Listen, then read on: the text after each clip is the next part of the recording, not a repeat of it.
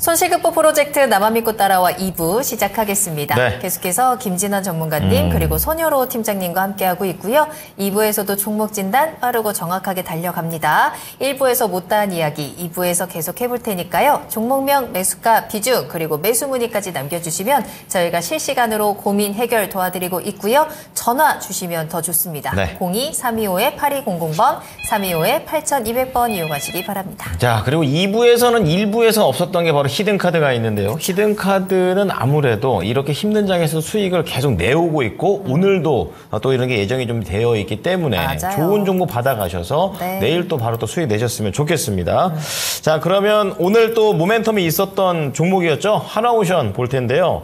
5998님께서 올려주신 종목입니다. 네. 하나오션 36,200원에 매수를 하셨고요. 지금 열심히 올라오고 있는 하나오션이에요. 그래서 지금 35,000원까지 거의 다 올라와 있는 그런 상황이고 네. 비중은 20%라서 이제는 손실을 줄여가는 입장에서 우리 시청자님은 보고 계십니다. 네, 매수하신 지는 좀 됐어요. 작년 7월에 매수를 하셨다고 하니까요. 한참 하나오션이 뜨거울 때 지금 올라타셨어요. 그렇군요. 자, 그러고 나서 최고점, 우리 고점 44,000원대 찍고 나서 좀 하락을 하는데 더 오를 줄 알고 기다리고 있다가 못 팔고 수익의 타이밍을 놓치고 말았습니다. 그 이후에 하나오션 좀 무섭게 내려왔죠. 다시 한번 또 2만 원대까지 제자리 찾아 내려오면서 손실률이 좀 커지셨었는데요. 그래도 다행히 지난 3월부터 시작해서 반등이 또 세게 다행이죠. 나오고 있어요. 네. 손실을 많이 줄여내고 있는데 시청자님께서는 손실 줄여내는 걸로는 지금 성에 안 차신 상황입니다. 그동안 마음고생했기 때문에 그에 대한 보상이 받고 싶다라고 말씀해 주셨어요. 그렇군요. 어떻게 하면 보상을 받을 수 있을지 저희가 그 목표가, 수익률까지 챙겨드리겠습니다. 이게 사람마다 약간 인성이 다른 게 저는 이렇게 해서 한번 이렇게 똑같은 상황이면 네. 얼른 나와야겠다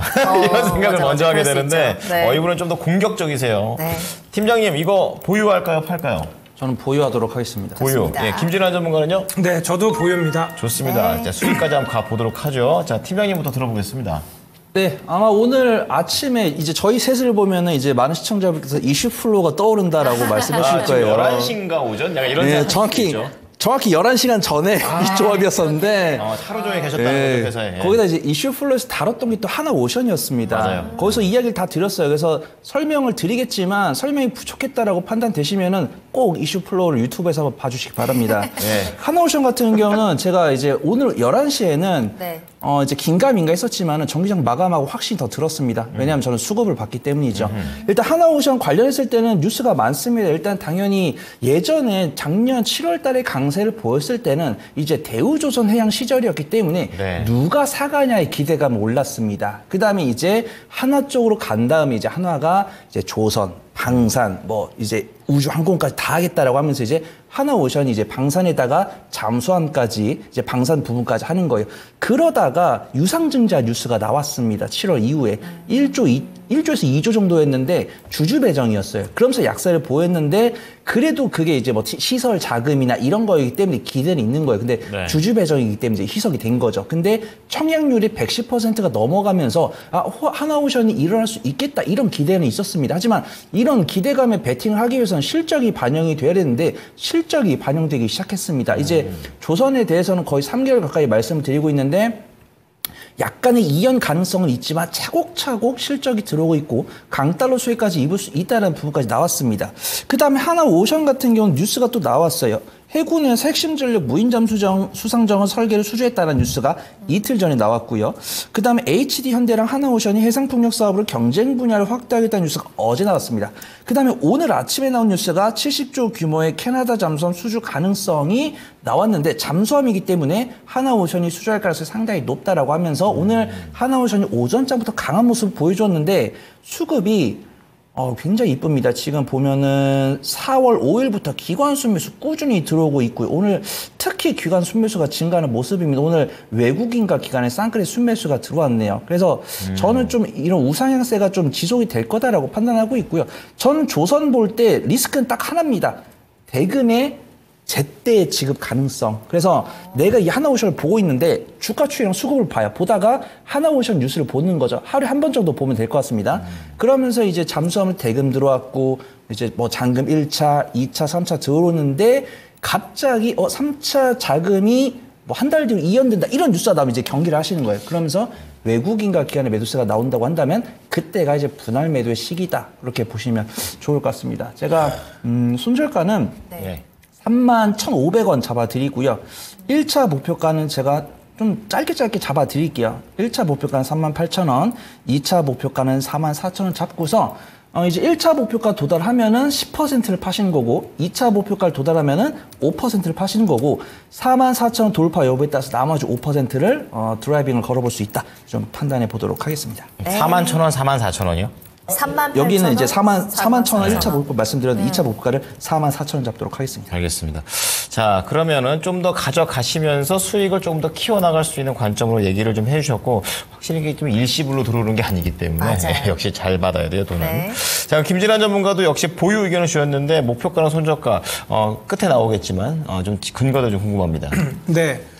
우선은 고환율 수혜 섹터입니다. 우선 이 조선 쪽이요. 그래서 조선사들이 보통 장기 계약을 합니다. 그래서 선박 인도시에 그러니까 보통 매각 대금을 지불을 하는데 지금 환율이 많이 올랐습니다. 그래서 신규 선박 수주가 대폭 2021년에 올랐었거든요. 그래서 그때보다 환율이 지금 상당히 올랐기 때문에 환차익이 전망이 됩니다. 제가 오늘 아침 우리 이슈플로에서도 얘기 드렸지만 삼성중업 같은 경우는 해칭을 해서 고환율의 어떤 수혜를 많이 보지 못하는데 하나오션은 그렇게 해칭을 하지 않았어요. 그래서 이런 부분이 환차익적인 부분에서 상당히 하나오션이 유리합니다. 그래서 오늘 주가적인 어떤 상승도 이쪽이 좀 컸다라고 볼 수 있고요. 그다음에 아까 팀장님께서 말씀하신 특수선 쪽, 네. 잠수함 쪽 어떤 지금 현대중공업하고 지금 수주전을 좀 벌이고 있는데 특수선의 어떤 그 레퍼런스 이력이 좀 있어요. 그래서 그런 부분들이 기대감, 캐나다의 어떤 잠수정 그 수주 기대감으로 좀 이어지는 것 같습니다. 특수전 쪽 같은 경우에 특히 2029년에 캐파가 늘어나요. 네, 그래서 그런 부분들이 좀 작용하는 모습이고요. 그래서 2029년도에 캐파가 보니까 수상함이나 뭐 잠수함 이런 것들이 거의 2배 이상 늘어나서 연매출이 올해 특수선 같은 경우 1조인데 2029년 이후에는 3조 원, 거의 뭐 3배까지도 증가하는 그런 이슈도 있습니다. 뭐 여기에다가 지금 이제 실적 기대감이 좀 있는데, 제가 알기로는 근데 실적이 이번 1분기는 좋지 못할 거예요. 예, 실적, 예상치에 부합하지 못할 가능성이 있어서 제가 오늘 아침에도 말씀드린 거는 우선은 단기적으로 하나오션이 이번 주 안에 실적 발표가 있기 때문에 실적 기대감이 소멸될 수 있다. 그래서 단기적으로는 좀 매도를 하시고 다시 재차 내리면 다시 사서 중장기적으로 끌고 가셔라라고 얘기를 했는데 오늘 그래도 상당히 강하게 마감을 해줬고 지금 수급도 상당히 좋아요. 그래서 그런 부분을 감안했을 때 뭐 순차적으로 지속적으로 쭉쭉 가기보다는 이렇게 계단식으로 상승할 가능성이 좀 있어 보이거든요. 그래서 차트적으로 제가 보니까 36,000원 정도가 우선 1차 저항선이고 그 다음부터는 이제 4만 원, 그 다음엔 44,000원 이상 중장기적으로 보셔야 됩니다. 그런 식으로 접근하시는 전략이 좋아 보이고요. 그래서 지금 가지고 계신 어떤 평단 그 정도는 충분히 올 수 있을 것 같아요. 그래서 지속적으로 보유를 하시면 좋을 것 같고요. 그 다음에 이제 제가 뭐 구체적으로 또 다른 또 얘기를 또 드리면 뭐 제가 많이 좀 준비를 했습니다. 보니까 작년 LNG선 매출 비중이 40% 초반이었는데 올해 60%, 내년에 70%예요. 근데 이 LNG선이 친환경 선박이고 고부가치 선박인데 그러니까 많이 들어보셨을 겁니다. 우리가 조선 쪽이 너무나도 잘 나가다 보니까 도크가 꽉꽉 차요. 그러다 보니까 가려받는다 얘기 들으셨죠? 그래서 선별 수준. 돈 되는 것들만 이제 가려받아요. 그리고 저가 수주한 것들이 있는데 그것들이 이미 이제 다 반영이 되고 올해부터는 이 고부가 가치 선박들 이제 수주한 것들이 이제 그대로 반영이 되는 겁니다. 그럼 삼성중공업보다 이게 더 좋아요? 넘어갔나요? 네. 삼성중공업도 괜찮아요. 네, 거기도 괜찮은데 잘 만든다고 그래요. 예, 맞아요. 맞아요. 그리고 삼성중공업 얘기 나와서 말인데 이쪽이 또 1분기 실적이 더 좋습니다. 예, 그런 부분이 실적 예상치에 부합할 것 같고요. 그리고 이제 암모니아 운반선 같은 경우에 이런 선박들도 고부가치 선박인데 1월 이후에 수주 소식이 들리지 않습니다. 그러면 이거 악재인가라고 하실 텐데 2027년까지 슬롯이 모두 소진됐대요. 그러니까 지금 만들 수가 없는 상태입니다. 독이 있어야지 만들죠. 네, 맞아요. 네, 근데 만들 데가 없는 거죠. 꽉 차 있는 거예요. 발주 문의는 계속 들어오고 있다고 합니다. 그 인콰이리라고 하는데 수익성을 따지는 겁니다. 그래서 좋은 계약만 받고 있다라는 것을 방증하는 거거든요. 그렇군요. 예, 이런 부분들 거기다 뭐 친환경 선박 같은 경우에 이제 환경 규제 강화 이제 페널티가 이제 부과가 됩니다. 그래서 이런 것들 때문에 다 이제 그 선주들이 선박을 교체해야 되는데 그 발주 빅사이클이 이제 시작이 됩니다. 그래서 그런 부분들에 어떤 기대감. 그래서 조선 쪽을 잘 모르시겠으면 지금 프로그램 보시는 분들 ETF 사셔도 돼요. 조선 ETF. 지금 너무 높으니까. 아, 통째로 사야 되는 네, 차라리 그냥 조선 ETF 보셔도 되고요. 너무 지금 뭐 그리고 제가 오늘 아침에도 이야기 드렸는데 후판 가격. 네. 재료비가 거의 20%를 담당하는 것이 대만들 후판 때. 가격인데 네. 후판 가격도 철광석 가격 인하로 하락으로 여기 후판 가격도 지금 내려가요. 마진이 늘어난다 소리죠. 네, 근데 작년 하반기에 소폭 인하가 됐는데 올해 그래도 이 철강 이 회사들이 자 인상을 좀 요구하나 봅니다. 그래서 작년에 비해서 소폭 인상 가능을 하나 이미 원가에 다 반영이 되어 있대요. 여기에다 조선 성과까지도 계속해서 올라가는 상황이거든요. 신조선가는 아시죠? 새 배를 만드는 어떤 가격인데 이게 슬롯이 아까 말씀드린 대로 꽉꽉 차 있어요. 그러니까 낮은 어떤 성과가 낮은 거를 받아서 성과를 떨어뜨릴 유인이 전혀 없는 거죠. 전혀 아쉬울 게 없는 예, 거죠. 맞아요. 그리고 네. 계속해서 성과는 올라가게 되어 있거든요. 맞아요. 그래서 이런 부분들 그리고 아까 제가 말씀드린 캐파도 계속해서 이제 향상시킵니다. 그래서 그런 부분을 감안했을 때 하나오션은 뭐 너무나도 뭐 좋아 보이고요. 그리고 제가 방금 말씀드린 아까 요거 실적 관련해서 1분기 실적이 매출이 2조 2,500억, 영업 적자는 158억이 기록이 예상돼요. 예, 하지만 좋지 않지만 올해 매출은 9조 1,000억 정도 돼서 전년 대비 22.9% 증가하고 영업이익은 드디어 2,955억으로 흑자 전환하고요. 그래서 내년 제가 방금 성과 말씀드렸는데 성과 상승으로 실적은 더욱더 좋아질 거로 보여집니다. 네. 그래서 아까 제가 말씀드린 가격대 그거 보시고 지속적으로 홀딩 하셔도 될 것 같습니다. 손절가만 들으면 될 것 같아요. 네, 손절가는 일부러 저는 되게 낮게 잡았어요. 그냥 예, 형식상. 3만 원 잡았습니다. 예, 형식적으로 잡았습니다. 알겠습니다. 네.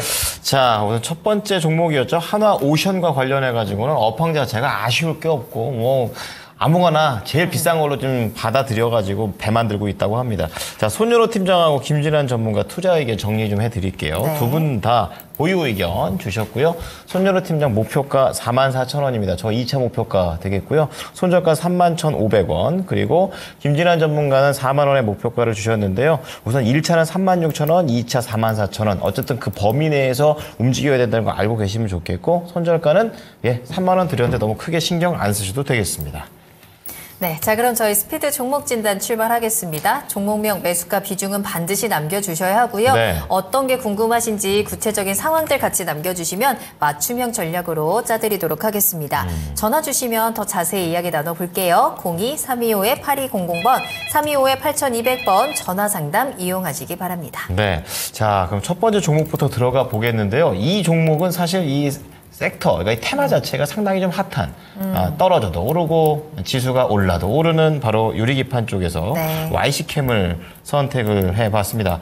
13,700원에 매수를 하셨어요. 이야, 역시 100% 유리기판. 수익이신데 지금. 그렇습니다. 20%의 비중을 담고 계시는데, 오늘도 푸른 하늘님께서는 여기에서 그치지 않으세요. 더 갈 것 같다. 더 갈 것이다. 네, 더 갈 것이다. 자, 어디쯤에서 원금을 빼는 게 좋을지 익절가 그리고 목표가 다 궁금해하고 계십니다. 자, YC캠 관련해서 우리 손연호 팀장께 여쭤보도록 하겠습니다. 지금보다 훨씬 더 갈 수 있다. 들고 갈까요? 뭐 그걸 알면 제가 이 자리에 안 앉아 있어요. 그래도 대충 소리라도 아시니까 여기 앉기 계시죠. 저는 이제 네. 바닥 대비해서 뭐 50% 이상 올라간 종목들은 실적이 가시화되는 순간까지만 보시면 좋을 것 같습니다. 근데 보통 이렇게 실적이 가시화가 안 되면 매크로 변수가 악화되면 밀리기 마련이거든요. 네. 근데 안 밀리는 모습이 굉장히 의아합니다. 그래서 YC캠 보면 예전에 영창케미컬이었고 어떤 반도체에 들어가는 화학 소재를 만들고 있는 기업입니다. 그 다음에 재무제표를 보니까 소재 기업들이 보통 이래요. 보통 이제 보면 반도체 후공정 패키징 기업들은 반도체 업황과는 달리 견조한 모습을 보여주고 있고 부품은 그 중간이고요. 그 다음에 반도체 소재도 2차 전지 소재처럼 원자재 가격이라든가 업황에 따라서 엄청나게 등락을 보입니다. 그래서 YC캠 같은 경우도 2023년에 적자를 기록했지만 2022년까지 이전까지는 흑자 기업이기 때문에 너무 염려할 필요 없다고 판단하고 있고요. 영창케미컬이면 업종이 굉장히 긴 기업으로 알고 있잖아요. 그 다음에 이 영창케미컬에서 만들고 있는 이제 화학 소재가 유리기판에 들어갈 것이다라고 보면서 유리기판 관련 종목으로 부각이 됐습니다. 그 다음에 이제 포부도 발표했어요.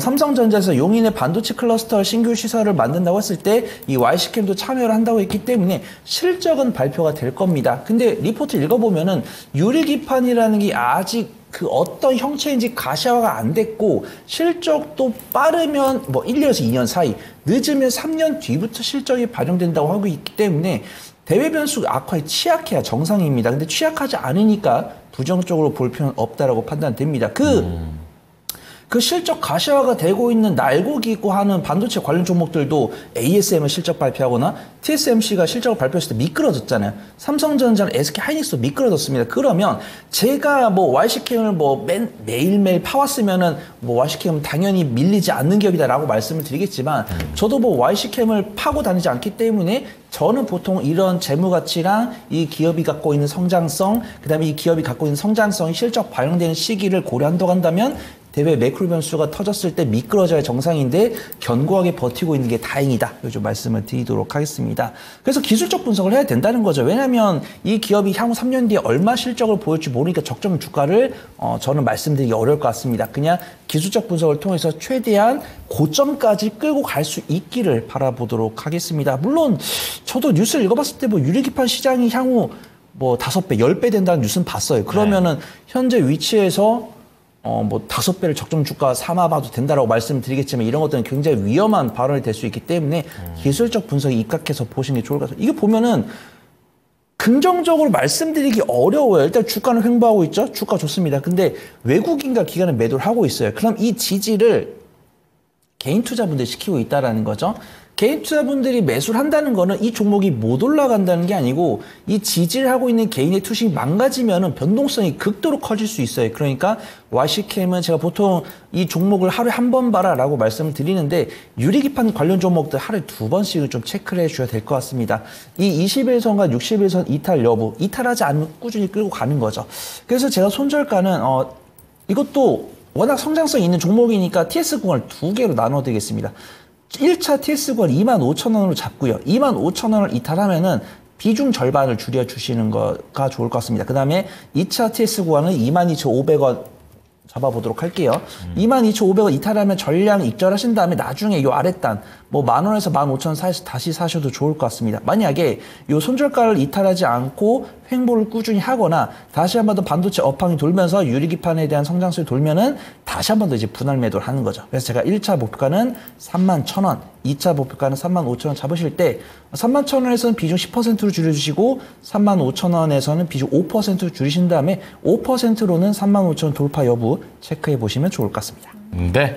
자, YC킴과 관련해서는 기술적 대응으로 말씀을 해주셨습니다. 목표가 31,000원, 35,000원, 그리고 손절가 25,000원, 22,500원에서 좀 구체적으로 말씀을 드렸으니까 비중 조절 잘 하셔가지고 대응하시기 바랍니다. 네, 계속해서 다음 종목 이어가겠습니다. 로드 아일랜드님께서 종목 올려주셨고요. 메가MD 살펴볼게요. 네. 2,675원 매수가입니다. 비중은 또 20% 담으셨어요. 메가MD가 의대 증원의 이슈로 좀 들썩이기는 했었지만 지금 계속해서 좀 하락하는 흐름들이 좀 가파르게 나오고 있습니다. 지금 몇 거래일 연속 파란불인지 지금 셀 수도 없을 정도로 지금 내려가고 있는 상황이어서요. 오늘 2,235원에 거래 마쳤네요. 메가MD 다시 한번 반등의 기회가 있을까요, 전문가님? 근데 좀 불리합니다. 예, 좀 바로 단도직입적으로 말씀드리면요. 네. 의대 교수들은 이제 4월 25일부터 예정대로 이제 사직을 좀 하게 됩니다. 예, 그래서 이런 부분, 그리고 이제 이번 어떤 총선에서 어떤 좀 야당이 좀 승리하면서, 이런 말씀을 드릴 수 있을지 모르겠는데, 지금 대통령의 어떤 정책 기조가 좀 흔들릴 수 있다라고 제가 말씀드렸지 않습니까? 그런 부분들이 이 의대 정원 확대 쪽도 좀 있을 수 있어요.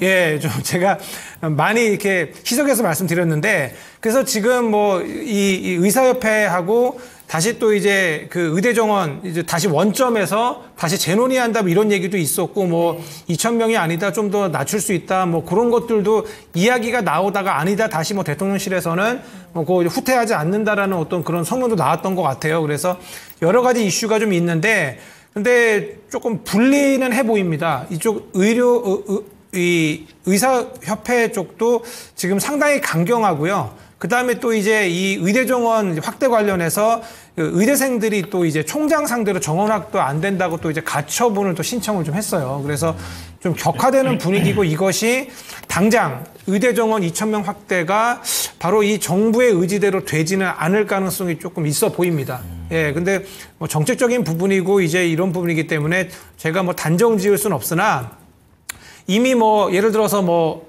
의대 정원을 만약에 확대하는 쪽이면은 그러면 교육 섹터, 특히 뭐 메가 MD가 대장이었죠. 이쪽에 갈 수 있고 아니다 이제 의협 쪽이 좀 강하다 하면 뭐 비트 컴퓨터 인성 정보가 좀 유중 이슈가 나와 좀 다 떨어지고 비트 컴퓨터나 그다음에 뭐 여러 토마토 시스템 같은 뭐 다른 어떤 개별 테마가 있는데 이런 종목들이 좀 가는 그런 흐름이거든요.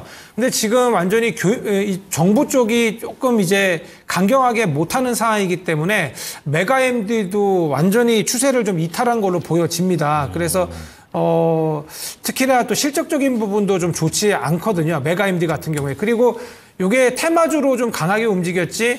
요게 이제 의대 정원 이제 확대 관련해서 이제 의대 정원이 늘어나게 되면 메가 스터디 교육이 오히려 수혜입니다. 예, 그쪽 고등학생을 상대로 하는 쪽은 메가 MD가 아니라 메가 스터디 교육이거든요.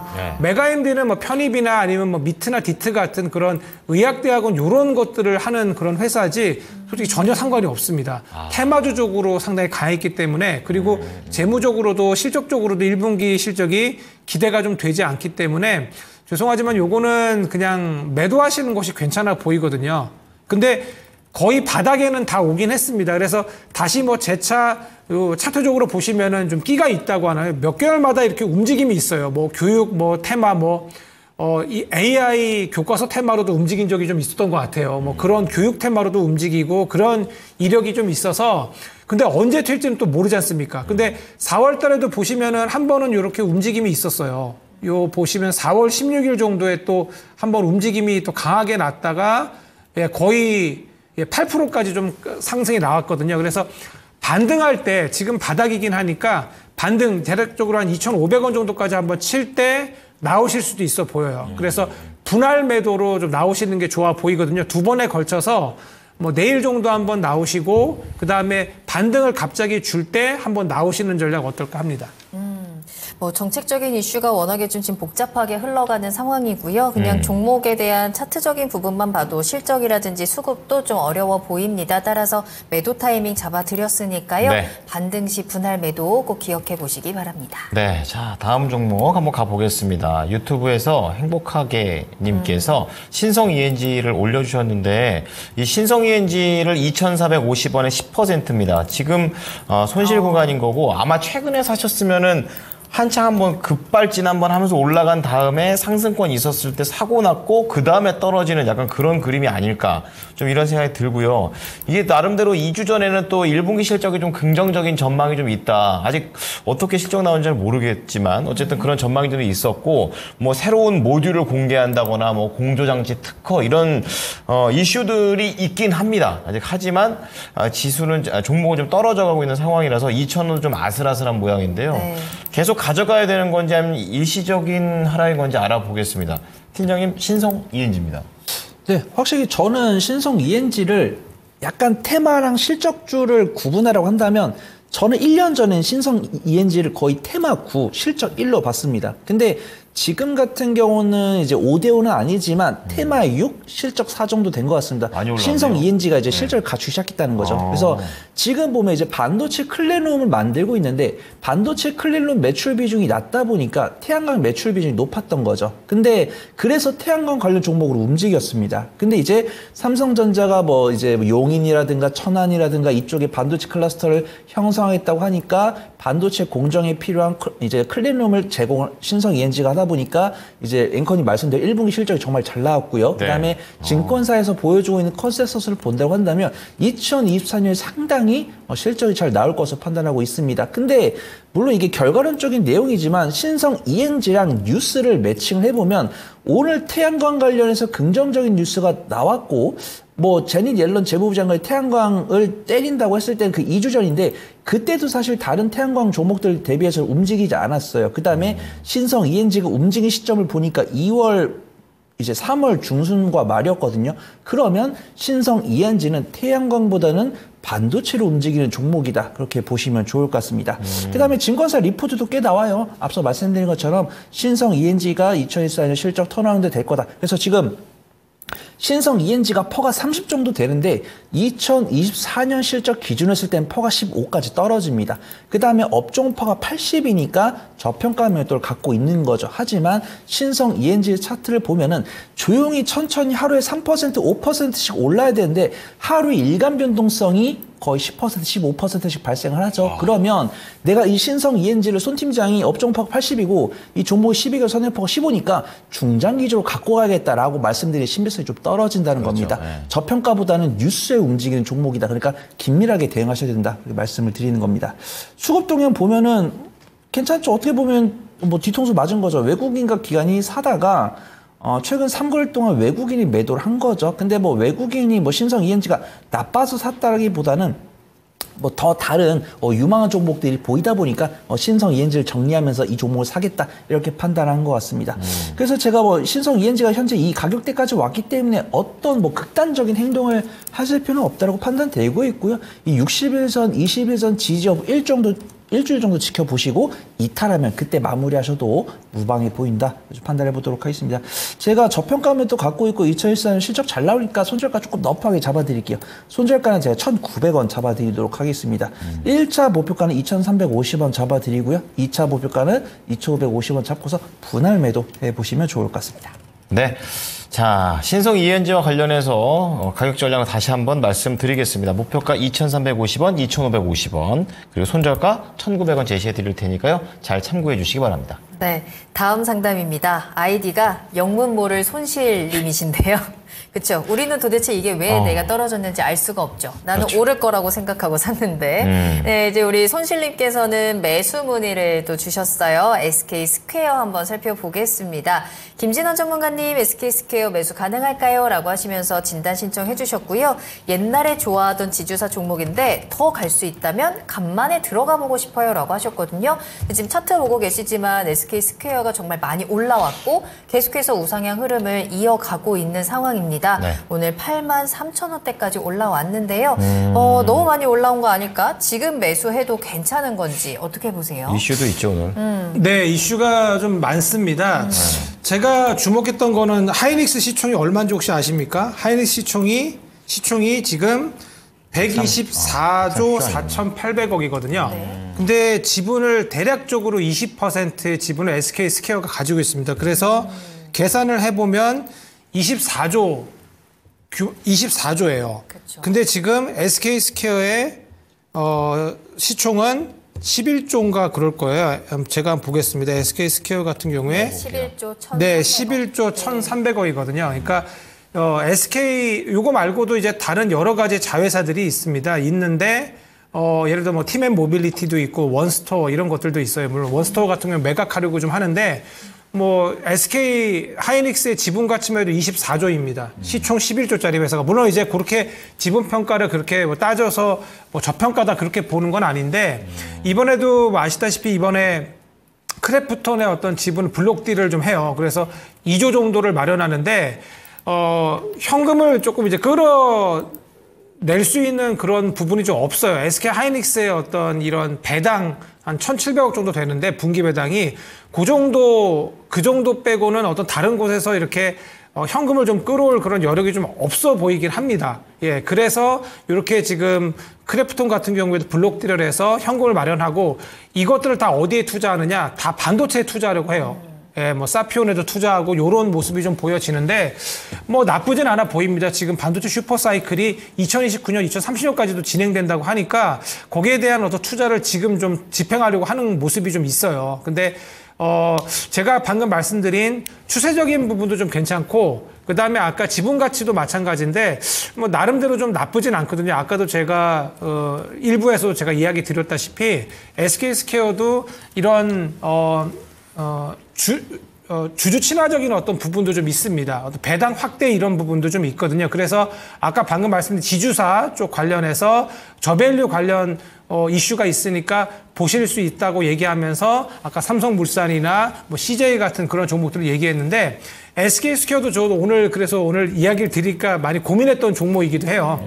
주주환원 비중을 지난해보다 2배 늘려서 이제 주배 늘려서 오늘 1,000억 원 정도 규모의 주주 환원이 진행될 예정이라고 합니다. 그래서 이런 부분들을 봤을 때 저밸류 관련해서도 좀 관심을 가져볼 만하다고 보여지거든요. 그래서 SK스퀘어 차트를 띄워놨는데 뭐 추세가 상당히 좋습니다. SK하이닉스 그렇게 내렸는데도 지속적으로 우상향하거든요. 그래서 오늘 블록딜 이슈도 있었는데 그걸 좀 긍정적으로 평가하는 모습이라 저는 뭐 조심스럽습니다만 전고를 넘을 거로 보여지거든요. 그래서 대략적으로 9만 원, 10만 원 정도 보시고 한번 접근해 보시는 것도 나쁘지 않아 보입니다. 근데 장이 그렇게 뭐 좋지 않은 장이기 때문에 좀 음봉이 나왔을 때 5일선 근처까지 좀 내려오는 그런 모습일 때 있지 않습니까? 대보시면은 커서를 대보시면 8만 원 정도 나오거든요. 8만 원 초반, 8만 100원 정도 나오는데 이렇게 뭐 내려줄 때 고를 때 한번 접근해 보시는 전략 어떨까 합니다. SK스퀘어를 둘러싼 지금 이슈들이 굉장히 긍정적인 것 같고 여기에 주주 환원 모멘텀까지 또 얹어갑니다. 충분히 더 올라갈 수 있는 가능성이 보이고요. 일단 목표가는 9만 원 이상에서 저희가 수익을 챙길 수 있을 것 같고 매수 타임이 중요할 것 같아요. 8만 원대, 8만 원 초반에서 한번 잘 체크해 보시기 바랍니다. 네. 자, 다음은 전화 받아보겠습니다. 시청자님, 안녕하세요. 네, 안녕하세요. 네. 자, 우리 시청자님 어떤 종목이 가장 궁금하실까요? 네, 저기 코스모 신소재 네. 매수가. 10만 원에 예? 네. 4%요. 17만 1,000원이요. 네, 그럼 사신 지 얼마 안 됐습니까? 네, 그렇게 오래되진 않았어요. 그러네요. 근데 한번 이제 내려왔다가 조금 내려왔어요. 네, 그러다 다시 좀 올라가는데 좀 뭐랄까 좀 시원하게 다시 올라가지는 않는 그런 상황인 것 같습니다. 예. 자, 오늘도 2.7% 밀려서 좀 걱정이 크셨을 것 같은데 네네. 코스모 신소재 어떤 게 좀 궁금하세요? 사실 엔캠하고 네. 이거 코스모 신소재 두 개 중에 굉장히 고민하다가 전해질 쪽. 엔캠이 뭐 실적도 별로다 하고 막 이런 이야기가 있어가지고 네. 이걸 선택했는데 네, 이게 계속 빌빌거리면서 내려오니까. 예, 저도 사실 그런 말을 하고 싶었어요. 예. 네. 그러면 이제 좀 더 시원하게 좀 올라갈 수 있는 건지 갑자기 또 포기했던 엔캠이 갑자기 스멀스멀 생각이 나실 수 있는데요. 이 코스모 신소재 관련해서 좀 앞에 전망에 대해서 좀 자세하게 알아봐 드리도록 하겠습니다. 손여로 팀장과 이야기를 나눠보세요. 네, 안녕하세요, 시청자님. 네. 네, 혹시 매매를 잘 하시나요? 아니, 그런 편은 아니에요. 일을 하면서 이제 하니까. 네. 뭐 그런 편이 아니시라면 저는 코스모 신소재를 권해드리고 싶습니다. 근데 우리 시청자분은 아무런 죄가 없어요. 이런 표현 좀 격한 거예요. 엄마를 잘못 만난 죄다. 아니면 뭐 어차피 엄마가 못한 죄다라고 좀 표현해 볼게요. 코스모 신소재 자체만 보면은 잘했습니다. 양극재 기업이고요. 삼성 SDI에다 양극재를 납품하고 있는 기업입니다. 그럼 우리가 흔히 알고 있는 뭐 포스코 케미칼이나 뭐 에코프로 BM이나 이런 종목들을 들 수 있는데 해당 종목들의 실적을 보면은 아마 우리 앵커님은 아실 거예요. 제가 2차 전지주에서 코스모 신소재 얼마나 좋아하는지. 맞아요. 그래서 에코프로 BM이랑 포스코 케미칼을 보면은 이제 포스코 퓨처엠을 보면은 그 날아다니는 종목들도 적자를 기록하고 말았습니다. 근데 코스모 신소재는 실적을 보시면 분기 실적이 다 흑자예요. 그 다음에 1분기까지도 흑자입니다. 근데 코스모 신소재의 주가는 약세를 보이고 있습니다. 근데 그 원인이 이거다라고 말씀드릴 수는 없겠지만 시장에선 이거다라고 보고 있는 게 코스모 화학 때문입니다. 코스모 신소재의 최대 주주가 코스모 화학인데 코스모 화학 같은 경우는 이제 뭐 이산화티타늄을 만들고 있는 산화제를 만들고 있는데 이 이산화티타늄이 어디에 쓰냐면 폐배터리에 쓰입니다. 표백제죠. 근데 우리가 그래요. 폐배터리 관련 종목들 뭐 세비캠이나 성일하이텍 있는데 이 종목들 적자입니다. 왜냐하면 이제 그런 거예요. 아직 신규 배터리의 폐배터리 시기가 도래가 안 왔고 지금 나오고 있는 폐배터리는 불량품이죠. 우리가 배터리를 만들었는데 양품은 이제 자동차로 탑재가 되고 불량품은 그냥 폐배터리 공장으로 갑니다. 그래서 지금 우리가 알고 있는 폐배터리 관련 종목들이 기록하고 있는 실적은 불량품을 처리한 실적이에요. 그러면 우리가 2020년, 2021년에 정말 이제 완성차 기업들이 많이 팔렸으니까 2024년, 2025년에는 폐배터리 관련 종목들이 실적이 잘 나올 겁니다. 근데 나는 이걸 머릿속으로 알고 있어요. 근데 제가 늘 말씀드린 겁니다. 이 섹터에 대한 투자 인사이트랑 대응은 별개라고요. 이걸 알고 있는데 사람들이 팔면은 대응을 해야 되는 겁니다. 근데 지금 코스모 화학 검색을 해보면 어떤 뉴스가 나오냐면 코스모 화학은 적자 기업인데 최대 임원들은 뭐 연봉을 2배 받았다. 이런 정말 이 주주들한테 분노를 주는 열받죠, 이런. 뉴스가 나오는 거죠. 그래서 코스모 화학을 보면 적자가 나왔거든요. 왜 열받냐면 코스모 화학이 코스모 신소재 지분 30%를 갖고 있습니다. 근데 코스모 신소재는 흑자 기업이에요. 그럼 이 코스모 화학이 지금 2분기에 93억 원의 손실을 나왔는데 코스모 신소재 실적을 지분 가치를 안 하면 이 기업은 사실 120억 이상 손실 본 겁니다. 근데도 임원이 작년보다 성과급을 더 가져가면 주주가 화가 나겠죠. 그렇죠. 그런 주주가 이제 매도를 한 겁니다. 하지만 코스모 신소재를 이대로 손절했다가는 지금 보시면 코스모 신소재가 뭐 물론 코스모 화학도 마찬가지지만 4고를 연속 이제 우상향을 보여주고 있기 때문에 저는 그때 이제 오늘 개장 때 말씀드리거든요. 아침 8시에. 포스코 퓨처엠이 이제 그 장인하 대표이사께서 포스코에서 2차 전지에 대한 뭐 7대 혁신 과제랑 M&A를 진행하겠다. 그 뉴스가 나오면서 2차 전지가 좀 추이를 달리 보여준 것 같다. 그렇게 판단이 됩니다. 그래서 코스모 신소재를 딱 손절가를 잡고서 여기 이탈하기 전까지 일단은 지켜보자 마인드입니다. 수급 동향 한번 봐볼게요. 수급 동향을 봐보면은 기관 순매수 들어오고 있네요. 아쉽습니다. 포스코 퓨처엠 같은 경우는 외국인 순매수 엄청 많이 들어왔는데 코스모 신소재는 외국인 좀 빠져나가고 있지만 기관이 매수를 하고 있기 때문에 미워도 다시 한번 봐도 될 것 같다. 그렇게 좀 판단해 보도록 하겠습니다. 제 손절가를 13만 4천 원, 13만 원 정도 잡아드릴게요. 13만 원 정도 잡아드리고 여기를 이탈한다고 해서 그냥 손절하는 게 아니고 일주일 안에 못 올라오면 그때 손절하는 겁니다. 그 다음에 추가 매수는 일단은 보유할게요. 다른 유망한 종목들 많으니까 유망 종목들 많이 매매를 하시다가 쌍바닥 다진 다음에 아까 제가 현대 오토웨버 말씀드릴 때처럼 이동평균선 위에 있고 3개월 연속 양봉 나오고 그 양봉을 외국인과 기관이 만들었을 때가 추가 매수 때다. 이렇게 말씀을 드리도록 하겠습니다. 1차 목표가는 제가 16만 원 잡아드리고요. 2차 목표가는 17만 5천 원 잡아드리도록 하겠습니다. 네, 시청자님, 이 회사 자체의 문제는 아니고 모 회사에 약간 조금 안 좋은 영향을 좀 받고 있는 그런 상황이 되겠습니다. 우선 가정하시고 1차 16만 원, 2차 17만 5천 원, 그리고 손절 가격 13만 원 제시를 해드리고요. 말씀드렸던 추가 매수 조건이 갖추어졌을 때는 여유 자금으로 한 번 더 들어가시는 것도 권유해 드리도록 하겠습니다. 네. 해결되셨습니까? 한 가지만 더 좀 여쭤볼게요. 예, 말씀하시죠. 네, 좀 중기적으로 본다면 올해 내내 보는 걸로 중기로 보면 될까요? 이상 볼 수도 있을까요? 그 가격대 다시 한번 말씀해 주세요. 목표가, 원하시는 목표가. 제가 생각하는 건 처음에 들어갈 때는 한 20만 원 이상은 갈 거라는 중기로 20만 원 가능할지 들어갔거든요. 아, 예. 팀장님, 중기로 네, 보면 중기로. 20만 원? 괜찮습니까? 일단 1분기 실적을 봐야 될 거다라고 판단되고 있는데 다른 종목도 아니고 코스모 신소재라면 6개월 정도 보유한다고 한다면은 18만 원, 5천 원, 19만 원 갈 수 있다라고 판단되고 있고요. 6개월 뒤에 다시 한번 문의 주시면 제가 24만 원까지 드라이빙 걸 수 있는지 그때 또 다시 판단해 보도록 하겠습니다. 네, 우선 당장은 6개월 앞에까지는 내다볼 수 있는데 이 정도 가격이 나옵니다. 해결되셨죠? 네, 시원하지 않으신가 보다. 아쉬우시면. 시청자님은 반드시 20만 원에 도달을 해야 되는데, 예, 우선은 18만 5천 원 잡으시고, 네. 그때 됐을 때 한 번 더 진단 요청을 부탁드리겠습니다. 네. 네, 감사합니다. 예, 코스모 신소재였습니다.